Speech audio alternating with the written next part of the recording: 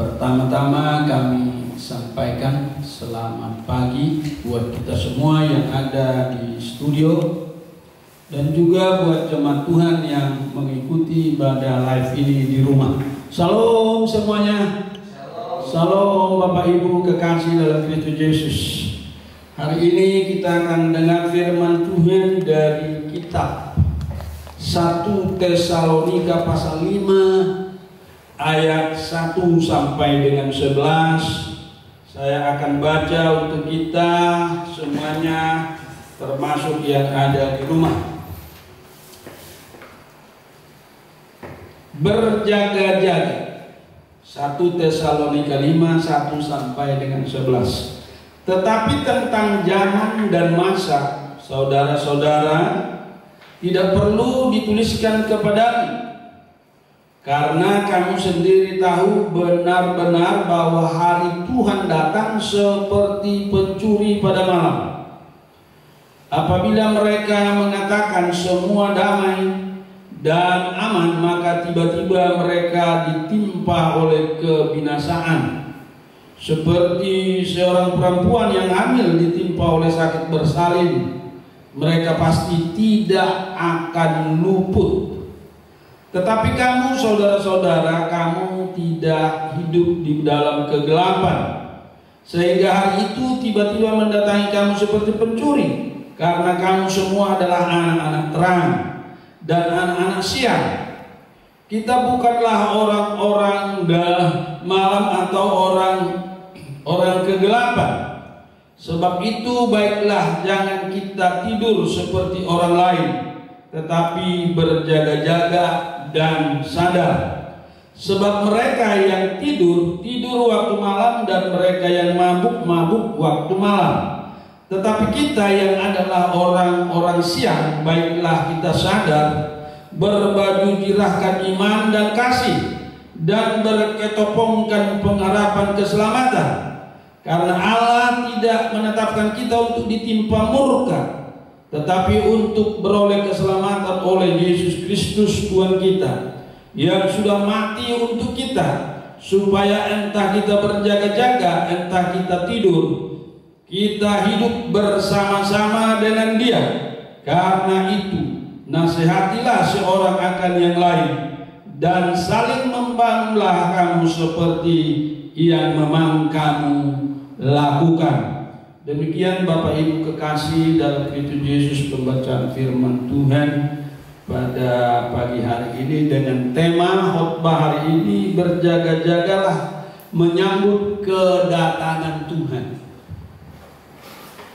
Berjaga-jagalah menyambut kedatangan Tuhan. Kalau kita perhatikan kondisi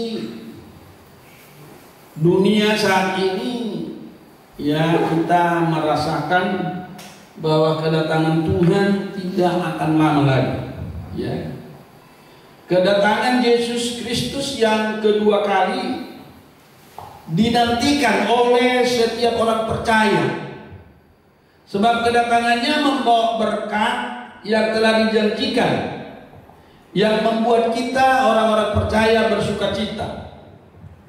Nah, Bapak Ibu, Rasul Paulus mengingatkan kepada jemaat di Tesalonika bahwa Yesus Kristus akan menggenapi janjinya untuk datang menjemput sang mempelai wanita, yaitu gerejanya. Untuk itu kekasih dalam Kristus Yesus, kita harus terus berjaga-jaga. Nah, kita akan melihat 3 hal penting dari khotbah pagi hari ini. Yang pertama, kedatangan Tuhan seperti pencuri. Saya ulangi, kedatangan Tuhan seperti pencuri waktu malam. Di dalam ayat 2 dikatakan demikian, karena kamu sendiri tahu benar-benar bahwa hari Tuhan datang seperti pencuri pada malam. Seperti pencuri pada malam artinya kedatangan Tuhan itu seperti pencuri pada malam hari lagi, atau kedatangannya tidak dapat diduga, tidak bisa diprediksi. Kekasih dalam Kristus Yesus. Jadi tidak ada seorang pun yang dapat memprediksi kapan Tuhan akan datang menjemput mempelainya. Pencuri tidak akan pernah memberitahukan terlebih dahulu kepada pemilik rumah kalau ia mau mencuri rumah tersebut. Kedatangan Tuhan juga demikian. Tidak seorang pun yang tahu bahwa Tuhan akan segera datang, saudara kekasih dalam Kristus Yesus. Tidak seorang pun yang tahu. Ya. Jadi kalau ada berkata tanggal sekian, bulan sekian dia sudah datang, kita tidak perlu percaya, karena firman Tuhan berkata di dalam Matius pasal 24 ayat 36, tetapi tentang hari dan saat itu tidak seorang pun yang tahu. Malaikat-malaikat di surga tidak, dan anak pun tidak, hanya Bapa sendiri. Jadi Yesus berkata di dalam Matius 24:36, kalau ada orang yang menyatakan tanggal pasti kedatangan Tuhan, itu berarti ajaran salah. Jadi Bapak Ibu kekasih dalam Kristus Yesus, pagi hari ini yang pertama kita tahu bahwa kedatangan Tuhan seperti seorang pencuri pada malam hari. Artinya tidak seorang pun yang tahu. Yang kedua saudara kekasih, yaitu makna kedatangan Tuhan. Makna kedatangan Tuhan bagi kita. Di dalam ayat 3 dikatakan demikian.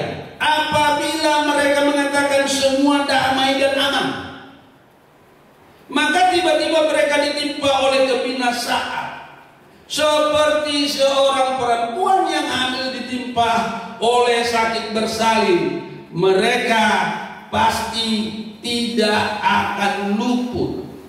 Di sana ada tertulis semuanya damai dan aman. Mereka mengatakan semuanya damai dan aman. Yang dimaksud dengan mereka di sini adalah orang-orang yang tidak percaya, orang-orang yang tidak beriman. Hari Tuhan berawal pada saat manusia mengharapkan situasi damai dan aman.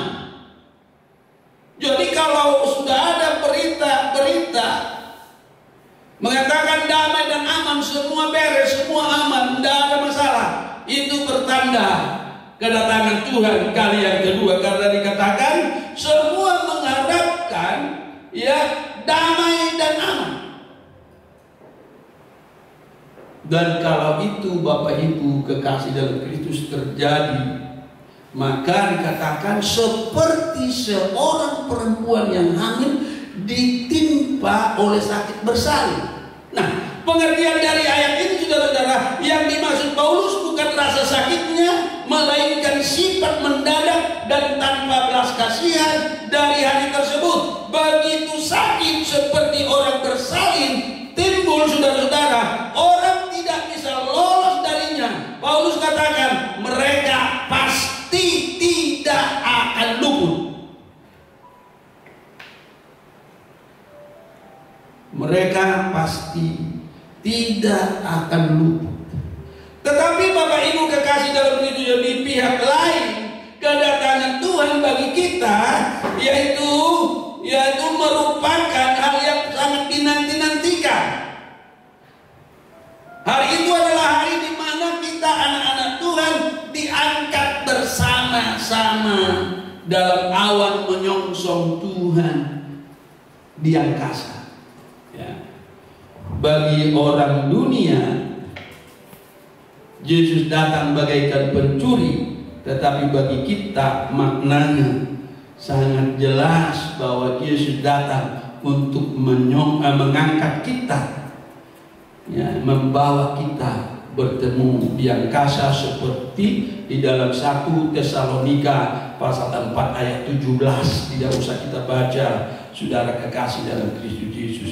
Jadi makna kedatangan Tuhan bagi kita, saudara, sangat jelas bahwa kita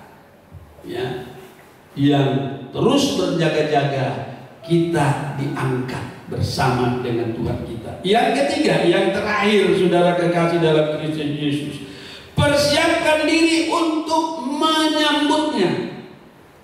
Ayat 8, mari kita baca saudara-saudara. Tetapi kita yang adalah orang-orang siang, baiklah kita sadar, berbaju jirahkan iman dan kasih, dan berketopongkan pengharapan keselamatan. Persiapkan diri untuk menyambut kedatangan Tuhan. Jangan lagi ada yang tertidur.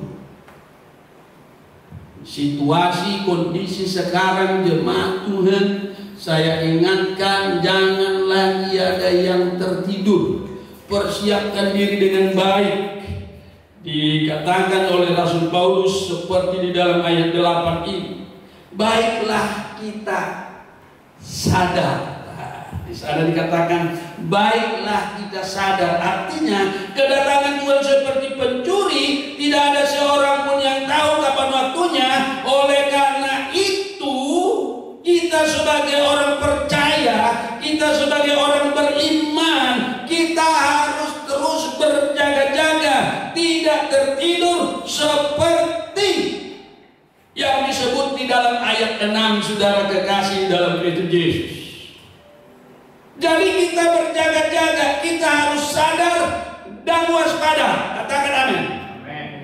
Jadi jemaat Tuhan di kondisi sekarang ini harus berjaga-jaga, sadar, karena kedatangan Tuhan seperti pencuri.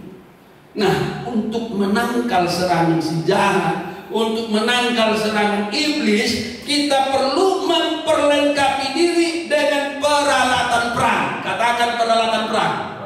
Apa itu peralatan perang? Dikatakan yaitu kita berbaju jirahkan iman dan kasih. Kedua, kita berketopongkan pengharapan keselamatan. Jadi kita pakai baju jirah keselamatan kita, baju jirah iman kita, baju jirah kasih kita, berketopongkan pengharapan keselamatan. Inilah senjata kita yang kita persiapkan, tangan kita yang kita persiapkan untuk menyongsong kedatangan Tuhan kali yang kedua. Kita tidak boleh tidur seperti orang dunia. Di dalam ayat 6, di dalam ayat 6 dikatakan demikian. Saya ulangi baca saudara kekasih dalam Kristus Yesus supaya mengerti kita semua. Sebab itu baiklah jangan kita tidur seperti orang lain. Katakan amin. Janganlah kita mabuk seperti orang lain. Jadi kita harus berjaga-jaga, persiapkan diri untuk menyongsong, menyambut kedatangan Tuhan. Katakan amin. Jadi kita tahu bahwa kalau sudah dikatakan aman baik, aman baik, aman baik, hati-hati saudara-saudara. Ini pertanda kedatangan Tuhan kali yang kedua. Sebagai penutup saudara kekasih dalam Kristus Yesus di khotbah live ini, kedatangan Tuhan